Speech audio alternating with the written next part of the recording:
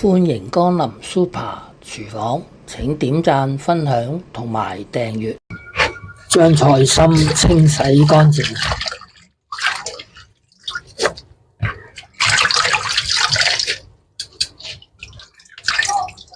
盛起備用。呢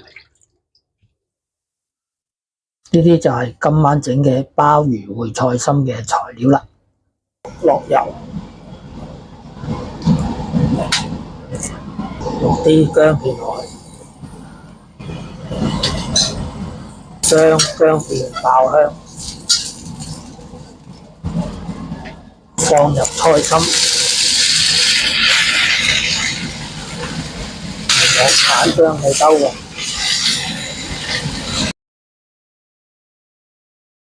影片睇到嚟呢度，麻煩你撳下個鐘仔，點讚、分享同埋訂閱。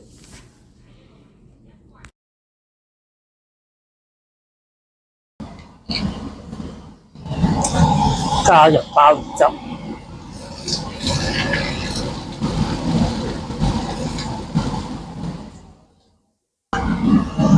加少少水。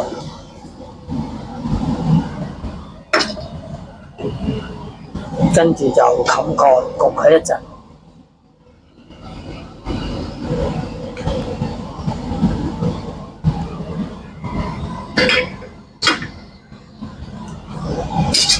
菜心已經煮好咗啦，我哋加入少少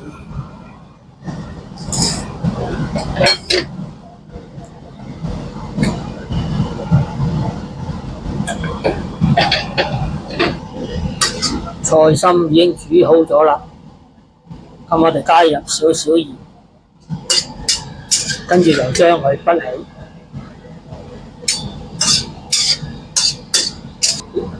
咁我哋加翻入啲鮑魚落去，再煮翻熱佢。鮑魚、冬菇、花膠。如何炆冬菇花膠？可參考我嘅影片。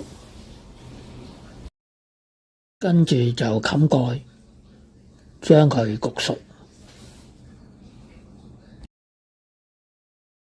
鮑魚、冬菇、花膠已經煮腍咗啦。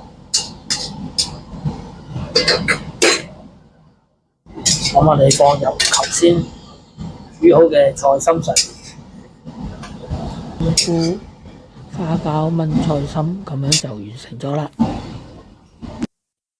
睇完片之後，記得俾 like、分享同埋訂閱。